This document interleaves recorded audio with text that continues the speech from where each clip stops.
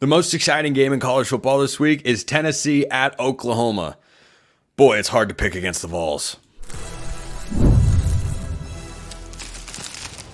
You are Locked On College Football, your daily podcast on all things college football. Part of the Locked On Podcast Network, your team every day. Welcome, everybody, to another episode of Locked On College Football. I'm your host, Spencer McLaughlin. Thank you so much for making this your first listen or your first view every day. Part of the Locked On Podcast Network, your team every day, and your daily source to stay up to date with the biggest stories in the greatest sport on planet Earth. Today's episode is brought to you by our friends over at Game Time. Download the Game Time app. Use code LOCKEDONCollege for $20 off your first purchase. Not one, but two segments dedicated to my favorite game of the week. Yes, USC Michigan is exciting, no doubt. But I think it pales in comparison to the stakes of Tennessee, Oklahoma this week, which is why we have Eric Cain, Locked On Vols, joining me. We'll have John Williams from Locked On Sooners to present the Oklahoma angle here. But Eric, I'm a noted Tennessee hater. Picked them to go 9-3. And I think the Vols are rolling right now. Don't know if they've played anybody great. This is the best team they're going to play. I struggle talking myself into picking Oklahoma because the Tennessee defense has looked better than it was last year and better than I thought it might be. And the offense has scored at least 50 points in every game. And Josh Heupel is feeling himself right now. An onside kick at home against Kent State, up 30-0. We should put a warrant out for his arrest. I'm kidding, because that was one of the funniest things I've seen in college football this year. Why should anyone doubt, or should they, that the Vols can go into Norman and get this win comfortably? Well, first off, I do want to address that onside kick real quick, because I'm sitting up there in the press box. I'm like, what are we doing here? I mean, act like you've been here, poor sports and all that. And then I heard one of my buddies text me, actually sent me a video of the game broadcast, and Cole Kubelik was doing a report saying, hey, I spoke with Mike Egler before the game. They told me that they're going to do this. They want to rep it. They want to put it on tape. They don't know when they're going to do it, but they're going to do it this game. So I was like, okay, well, in the grand scheme of things, it was always going to be a blowout. You pay a team $1.3 million to come in here and get blown out. Do whatever you want to. But I certainly get the viewpoint of everybody else. Yeah, man, I mean, it's hard to not like Tennessee right now. And I cover this team every single day, and I'm so tired of saying, well, they hadn't really played anybody good. And as we were talking before we went on here, we thought NC State was going to be halfway decent. Turns out right now that they're not good, just not good, at least yet. So Oklahoma's certainly going to be a challenge. That environment, that's the biggest factor for me, because I think when you look at every individual matchup, and I'm not saying Tennessee runs away with every matchup, but I can't find right now one matchup that favors the Sooners. Having said that, though, Nico Iamaleava has never started a true road game. Tennessee, the last 2 years, at times have struggled on the road. The pre-snap operation, the elements, and what will be a rockin' house. It's an emotional game for Josh Heupel. Again, the stakes are high here, so how does Tennessee kind of channel and process all that? That's my question, but nothing that I've seen from Tennessee so far gives me any reason to think Tennessee won't go in there and play well. The Vols are rolling, both offensively and defensively. The reason I think this is the more intriguing of the two big games this weekend, the other being Michigan-USC, yeah, it's the first Big Ten game for USC, but I don't have any hope for Michigan competing for a conference championship until they prove they can figure out the quarterback position. And the Trojans, once 8.5-point underdogs, are now 6-point favorites, according to our friends at FanDuel. I imagine that line could move even more in favor of USC by Saturday. This game is the first SEC matchup for Oklahoma, the first true road game for Tennessee, and I don't think, other than Texas, there has been a team as impressive through its first three games than Tennessee. Why are the Vols rolling right now on both sides of the ball? Well, defensively, Tennessee's new look secondary, brand new secondary, again, still really hasn't been tested or challenged yet. I mean, you had I think at two throws down the field, one that was completed whenever Tennessee played NC State. UTC and Kent State just couldn't throw the football down the field. And credit Tennessee's defensive line. There's a reason for that and some of the game plan. So I still don't know about Tennessee's secondary overall. But what I do know is, as I've been saying all offseason, Tennessee has the best defensive line in the country, and it showed so far. In a major way. Against NC State, 13 TFLs. That defensive line is going to help out that secondary. But Tennessee's done great up front. Tennessee's linebackers are flying all over the field. I mean, they haven't allowed a touchdown in 4 games going back to the Vanderbilt of last year. That's the Citrus Bowl against Iowa, UTC, NC State, Kent State. I understand that's not murderer's row, especially offensively. That's still pretty impressive. Offensively for Tennessee, I mean, Nico's been fine, but the run game has been phenomenal. Dylan Sampson, Deshaun Bishop, Peyton Lewis, a true freshman last week, got into the act.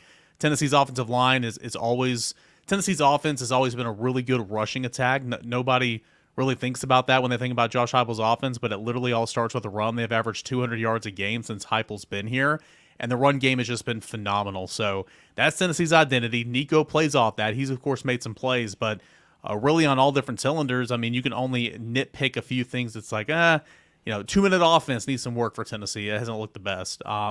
Didn't finish one drive in the red zone for a touchdown, just stuff like that. It's, again, Tennessee's rolling right now. It will not be that easy on Saturday, no doubt about it, but certainly Tennessee's playing with confidence, and it should be. I think this is pretty clearly the best defense and probably the best overall team that Tennessee has faced this year. I hope Vols fans are not going to argue with me on that particular front. Hostile environment. Jackson Arnold has been up and down. The offense was better against Tulane than it was the previous week against Houston when they played a bad Cougars team that might go 1-11 this year with their lone win coming this past week against Rice, and they kind of slugfested their way to a victory, and that was at home. I think that's part of the reason that Tennessee has the ability to go in and win big, but I think it comes down to that rushing attack, Eric, is if you contain Tennessee's rushing attack, I don't think you can shut it down.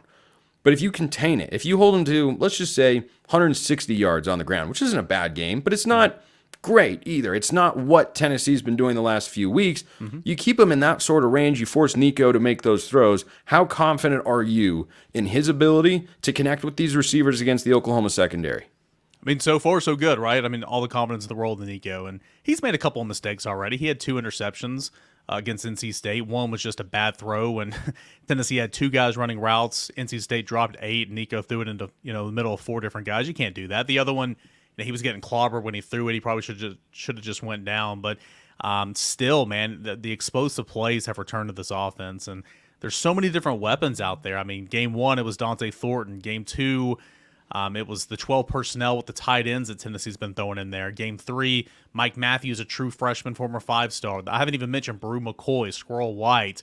Chris Brazzell had a 53-yard touchdown last week. The explosive plays have returned. So I think Nico makes the right decisions most of the time. I think he's got a good internal clock. I think he knows, like, hey, if nothing's open, let me go. I'm athletic enough and good enough to pick up some stuff on the ground. So, yeah, you got some confidence in Nico. But, yeah, this will be the best secondary that he's seen so far. And we'll see kind of how he handles all that. For Oklahoma, I know you didn't ask me this. I just kind of want to go on the other side of it. Hey, go for it. Oklahoma's offense, to this point now, I understand 100% they've been dealing with a ton of injuries. Like, starting center's got a high ankle sprain. We'll see if he plays. Left guard's out for the year. Right tackle's probably not going to play.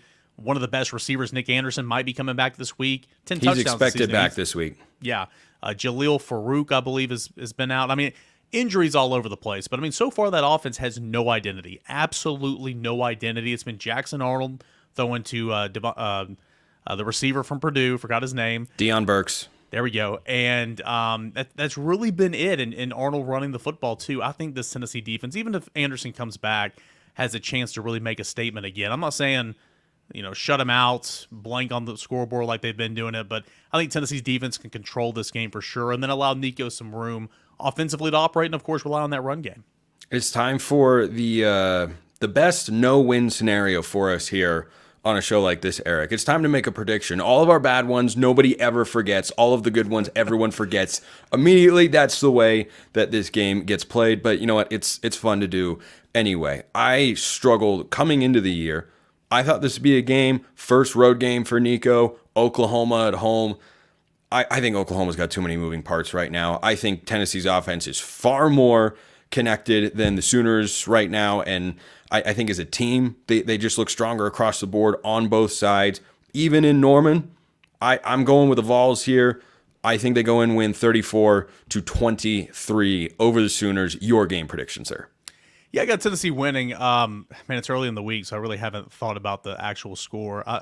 I think according to FanDuel at the time of this recording, it's actually gone down. It was 7.5 earlier in the week. Now it's 6.5. Remember, Tennessee value, major value, major value. Tennessee was a 6-point dog a couple of months ago and a 2.5-point dog 2 weeks ago in this game. I like Tennessee to win this. Give me Tennessee 35-ish. Give me Oklahoma 24. So I think Tennessee covers, not by a lot. It's not going to be a blowout. It is tough to win on the road in this league and in college football. Look around the scoreboard. But for reasons you pointed out, I think Tennessee controls this game and Tennessee wins this game. I think this can be a welcome to the SEC moment for the Oklahoma fans. They're going, wait a minute, we usually win these league games here. Eric Cain, Locked On Vols. Eric, appreciate it. Hey, thanks as always. That's the Tennessee angle. But like I said, this is my favorite game of the week. So we're going to the Oklahoma side. John Williams, Locked On Sooners, coming up next. Is it going to be all Sooners? No, it's not going to be that. Is it going to be all Vols? Well, I don't know. We'll just have to ask John. That's coming up next.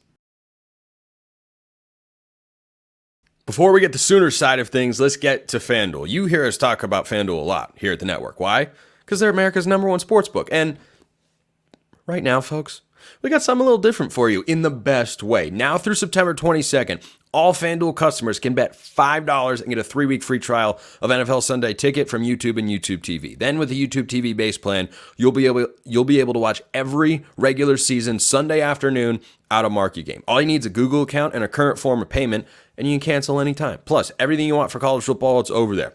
You heard the Tennessee side of things. You're going to get the Oklahoma side of things in the biggest college football game this week. Whichever side you're confident in, you can bet that at FanDuel or any game. They're all over there, so go check them out. FanDuel.com. That's the place to go to bet college football and everything else as well. FanDuel.com to download America's #1 sportsbook. FanDuel, our official sportsbook sponsor here at the Locked On Network. This episode also brought to you by Game Time, which has a new feature called Game Time Picks that makes getting tickets for your favorite live events even easier. Game Time Picks filters out the fluff to show you only incredible deals on great seats, so you don't have to waste time searching through thousands of tickets and figuring out which one you want. You just see what you need. Curation makes it easier to save more on sports, concerts, comedy, theater, whatever you're looking for. They've got it over at Game Time, of course. Plus, you get a panoramic view of your seat before you arrive, so you know exactly what to expect upon arrival to the event. They have their lowest price guarantee, or Game Time will credit you 110% of the difference. Take the guesswork out of buying tickets with Game Time. Download the Game Time app, create an account, use code LOCKEDONCollege for $20 off your first purchase. Terms apply. Again, create an account, redeem code LOCKEDONCOLLEGE. That's LOCKEDONCollege, all one word, for $20 off. Download Game Time today. What time is it? Game Time.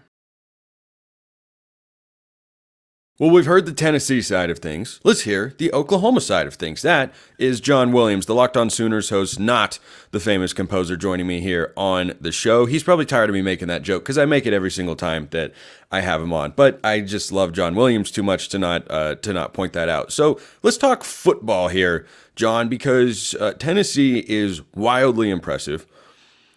I don't know how much better they can look through the first 3 football games. They have catapulted up the rankings, deservedly so. They blew out NC State. They've scored at least 50 points in every game.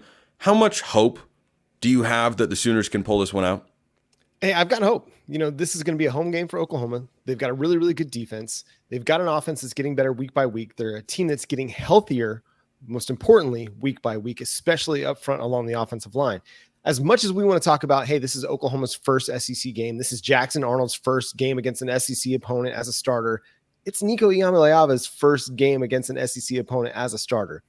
No disrespect to NC State, but this is going to be the best defense that he's faced since the bowl game against Iowa last year, where Josh Heupel, smartly so, took the ball out of his hands and didn't ask him to do a whole lot because the offense didn't have to do a whole lot in that game. And this is more than just Nico. The Tennessee Volunteers have a great running game led by Dylan Sampson. That unit is so good. They're doing a really, really nice job at making the game easy for Nico.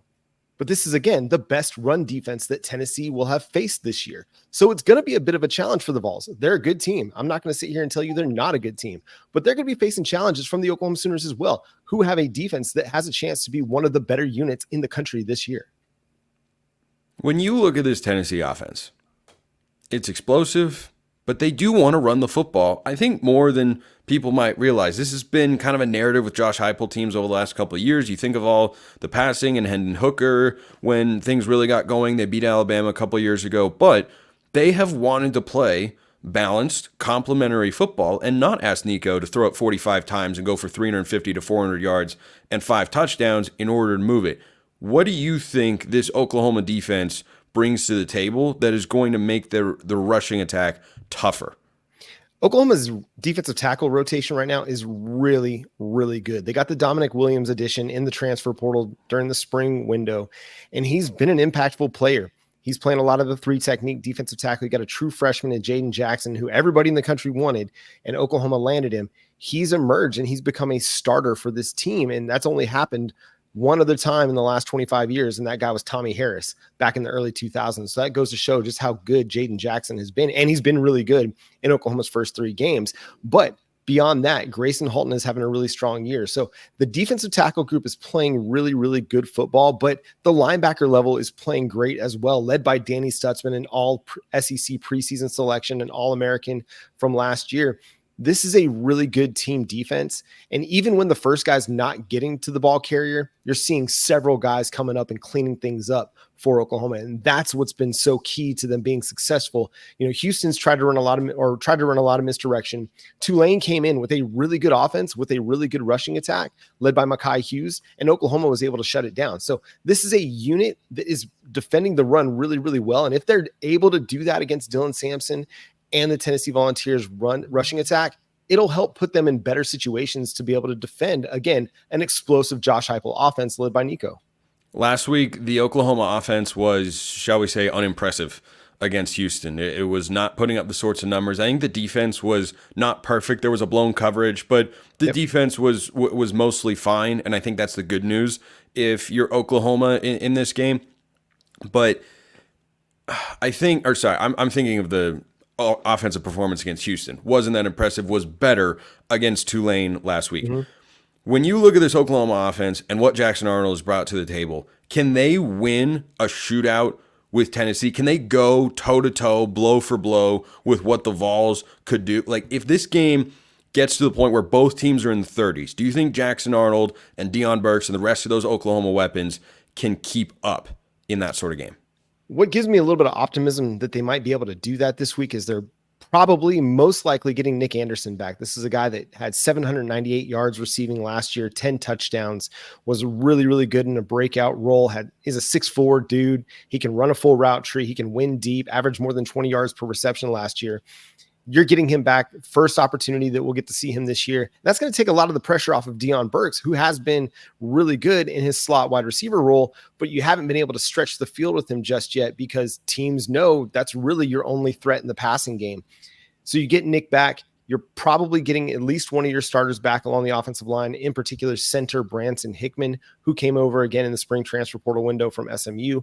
That's been a big issue for the Oklahoma Sooners right now, is the offensive line instability that they've had due to injuries. You add a guy like Hickman back to the offensive front, and that's going to give you somebody with a lot of experience who's played 4 years of college football, and it's going to give you a little bit better chance to have a little bit more continuity along the offensive line, better communication, and hopefully be able to sustain drives. Now, if you're asking me, I don't like the idea of Oklahoma having to win in a shootout. I think if Oklahoma's going to win this game, they got to keep it low scoring.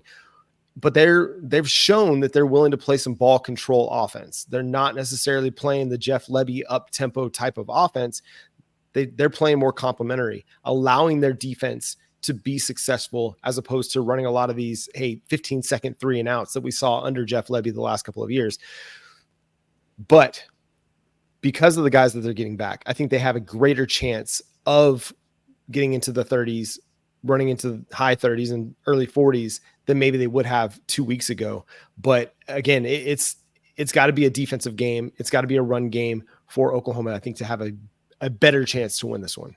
Coming into the season, I think on paper, one of the most interesting components of this matchup is that Tennessee defensive line against the brand new Oklahoma offensive line. Getting Hickman back is certainly big, but you got James Pierce on the other side, and boy, you better be able to block him or he's going to cause havoc for a young quarterback. What's your confidence level of the Oklahoma offensive line? Can at the very least hold serve against the Vols D front? It's going to be a tough matchup. I mean, that's going to be where it's won and lost, because when Jackson Arnold has to pass, they're going to have to provide some protection. Now, Seth Luttrell's done a good job, the offensive coordinator, of scheming things up to get the ball out of his hands quickly. But teams are kind of adjusting to that and starting to get their hands up a little bit more and try to take that away. So if they want to neutralize James Pierce, they need to get the ball out of his hands quickly and run some of that quick action game. But I think it's going to be a tough matchup. Probably you're looking at an offensive tackle duo of Michael Tarkin, who played at USC in Florida in years past, playing on the right side, Jacob Sexton, who a lot of people like and think potentially he has a chance to be a future first rounder, playing left tackle for you. So you've got really, really good experience. You got a really, really talented dude on the other side. but it's a tough matchup, man. He's a top 5, NFL draft pick in the 2025 draft. And it doesn't matter who you have lining up at right tackle or left tackle. That's always going to make for a really, really difficult matchup. It's going to be fun to watch if you're just a college football fan and you're excited to see what James Pierce can put on tape. But for Oklahoma, a lot of it's going to be, hey, we got to be able to run the ball. We got to keep Jackson Arnold out of these, second and long, third and long situations, because that's going to be what really keeps the pressure off of your young quarterback and off this offensive line. I think Oklahoma fans have to, mentally be relying on the beauty of college football.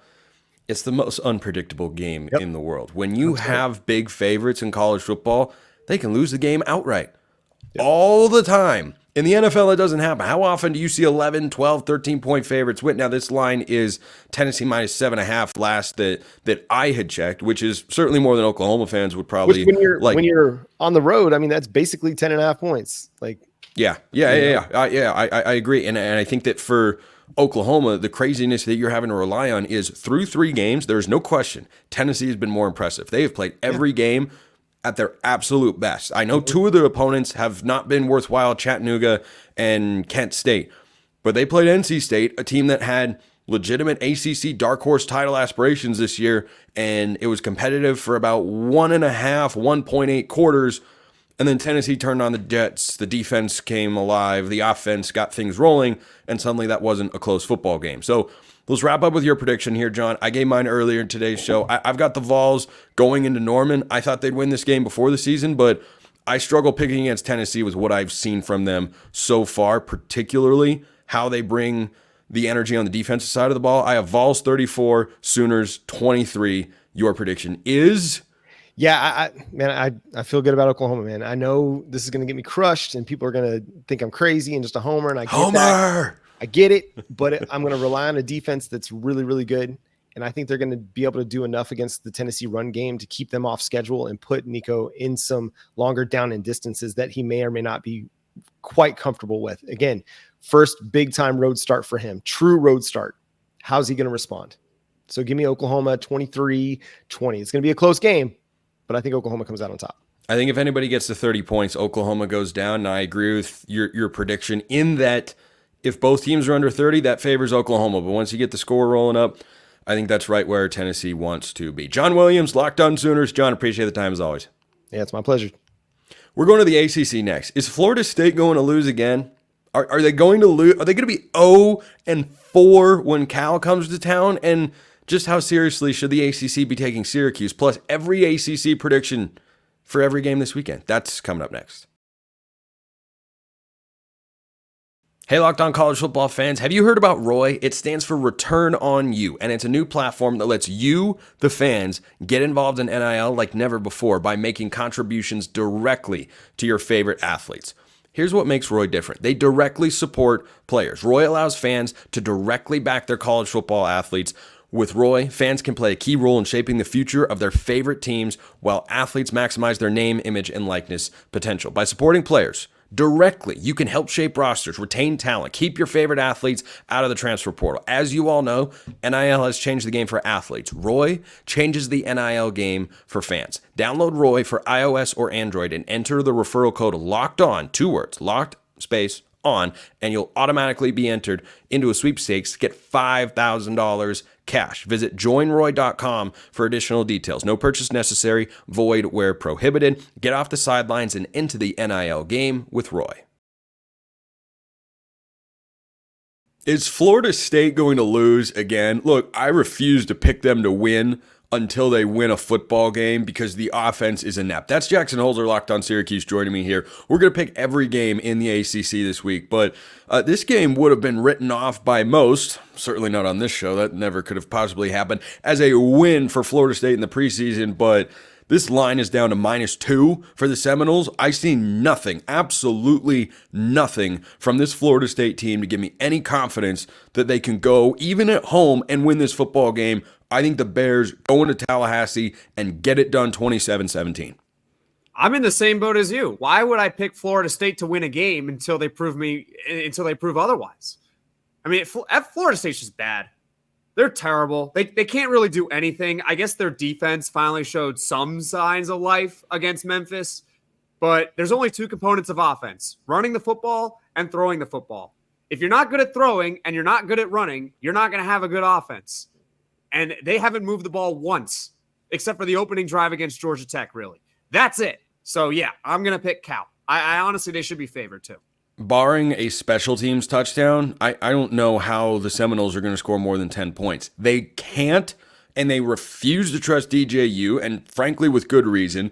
They can't push the ball down the field. They can't even create an intermediate passing game. It looks like they're babying a true freshman quarterback sprung into action before they plan for him to ever play football. They're just handing the ball off and throwing a bunch of screen passes. So I'm 100% going with the Bears here. I think they go into Tallahassee and get it done. Let's go to your game here, Jackson, because Syracuse, kind of a surprise team in the ACC. I thought they'd win some games because their schedule is pretty darn favorable, and Kyle McCord has looked good so far. Qs are 2-0. This is a Friday night game at home, and Stanford's coming to town. I'd feel a lot more afraid if I were Syracuse if this game was on the farm, but still, I don't think Stanford is a bad football team. Qs need to be on high alert here.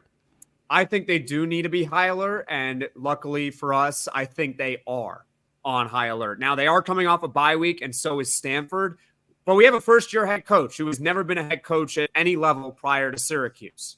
So there's no data to suggest how the Orange are going to come off a bye week, but I think they're going to come out firing. I think they're going to look good, and I would pick Syracuse to win this game and probably cover as well.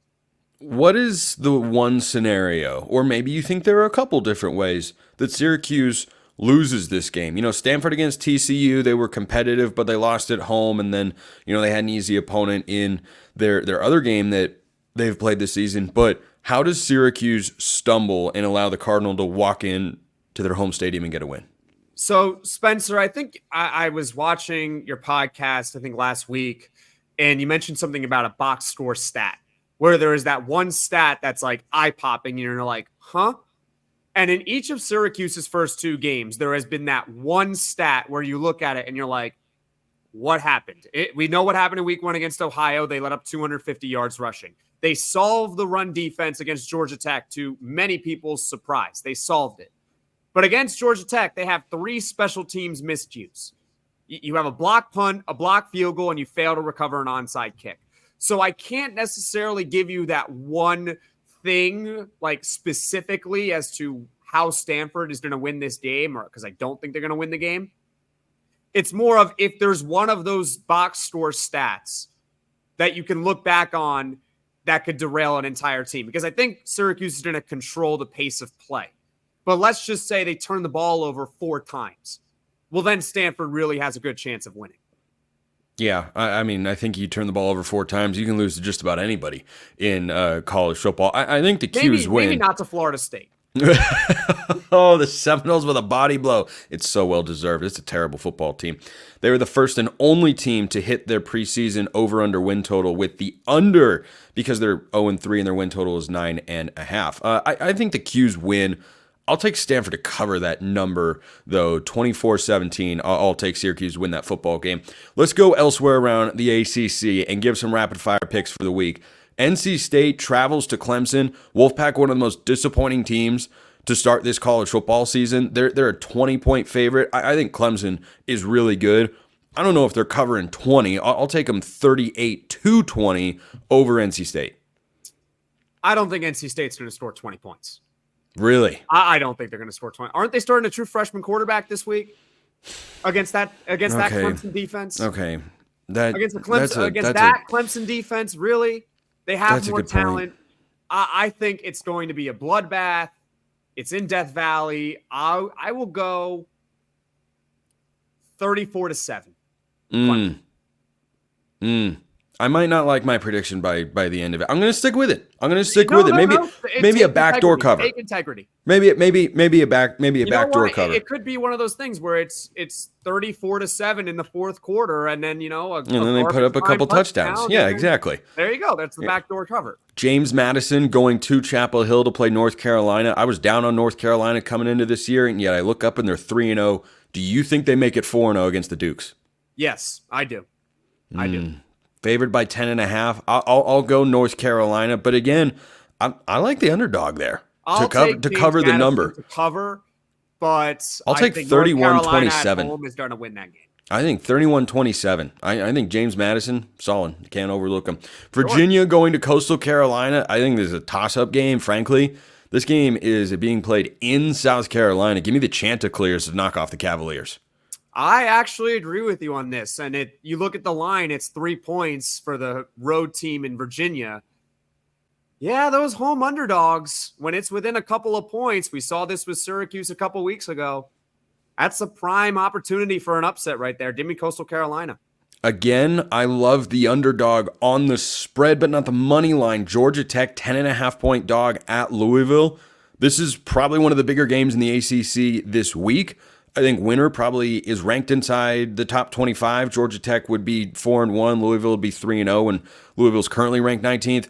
I think Louisville wins this football game at home, but boy, I am hard-pressed to see Brent Key's team going into Louisville and just getting boat raced by 14 to 20 points. I'm partially in agreement, and for selfish reasons, I'm rooting for Georgia Tech, so that win over Georgia Tech looks a little bit better for Syracuse. You know what? Let's go bold here. I'm going to go outright Georgia Tech. We need upset. I always have some sort of upset special. I do it in the NFL all the time, and I'm like, you know what? It's time to break it out for college football. Give me Georgia Tech to go into Louisville and win that game outright. Let's go. I think Georgia Tech's going to bounce back. Jackson, I know they did against VMI, but that doesn't count. Jackson taking the Jackets. Yellow Jackets it is. It was like kind of close. Start with the same four letters. Anyway. Rutgers at Virginia Tech. Here I'll take a favorite. I think Rutgers is a solid team. But Virginia Tech, I think they are in prove-it mode.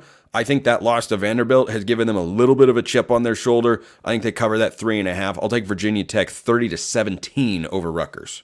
I will agree with you on that. I'm taking Virginia Tech. I think Kyron Drones is going to have a big day. Let's go 31-20 Virginia Tech. Here's an underrated team in the ACC right now. Pitt is on the verge of becoming a 4-0 football team following the backyard brawl, thrilling victory against West Virginia. They're at home against Youngstown State. I presume neither one of us are going to take the upset there. So let's move on. Duke, Middle Tennessee. Hold on, upset special, Youngstown State?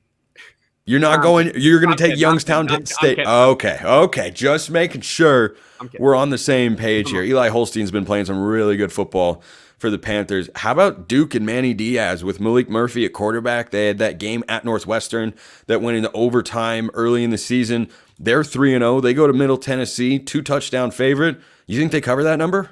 I think they do. I don't think Middle Tennessee is that good. And for Duke, a 3-0 team, you want to be a bowl team this year. This is a game that you got to win. I think not only are they going to win, but they're going to cover it too. I guess if I had to pick a score, give me 35-10 Duke. I think Duke wins that game. I think they cover the 14 as well. TCU at SMU. Here is a fascinating non-conference matchup. Winner, I think, kind of proves to the rest of the league that they're capable of being more than just a middle-of-the-road conference foe. And look, TCU's got Josh Hoover, one of the leading passers in all of college football with 1,000 yards and 8 touchdowns through the first few games. I've been really impressed. I am not impressed with SMU to this point. I think the Horned Frogs go into Dallas, coming down just the road from Fort Worth, and I think they go and win the football game. They're favored by 2.5. Give me the Horned Frogs 38-27. I also haven't been impressed with SMU. I mean, it started week 1 in the season. They just really haven't looked that great, but their record's okay. Having said that, I will also take TCU and the points, 34-27. Michigan State, Boston College, another sneaky non-conference game here. Eagles coming off a loss against Missouri last week when they were ranked in the top 25. They're at home favored by 6.5 points. I like Bill O'Brien's team in this spot more than Jonathan Smith's in a battle of first-year head coaches. I got another upset special for you. Oh, Sparty with the upset. Give me Michigan State. You know, Boston College has to be feeling pretty good. You know, they get that all-elusive moral victory last week against Missouri, you know, because moral victories, you know, they're nice. But I think it's going to come back down to earth against Michigan State at home. I think this is a prime-time letdown game for Boston College. So I'm going to take Michigan State not only to cover, but also outright money line. Give me Michigan State in a close one, 23-17. Lastly, in the ACC, I think Boston College wins that game. I'll take them just barely to cover 28-20 over the Spartans. I think there's one too many turnovers in that game from the young quarterback, Aiden Childs. Miami, maybe the best team in the ACC at South Florida. Here's another spot where I'm saying, hey, give me the underdog to cover, Miami to win. But I think this can be a classic trap game spot. South Florida is pretty good. Game is on the road for Miami. It's not a long trip, but they're favored by 16.5. I think the Hurricanes win the game. I don't think it's a problem. I think they win the game 31-17. I disagree with you. USF looked pretty good against Alabama a few weeks ago, so I'll give them that, but they still ultimately lost that game 42-16. I think Miami is going to, maybe it's close in the first half-ish, but I think Miami pulls away. We'll go 41-14 Hurricanes. That is every game in the ACC this week, and that is Jackson Holzer, Locked On Syracuse, joining me here on the show. Jackson, appreciate it. Of course, anytime. Appreciate everyone listening. I will see you next time, and until then, hope you have a wonderful rest of your day.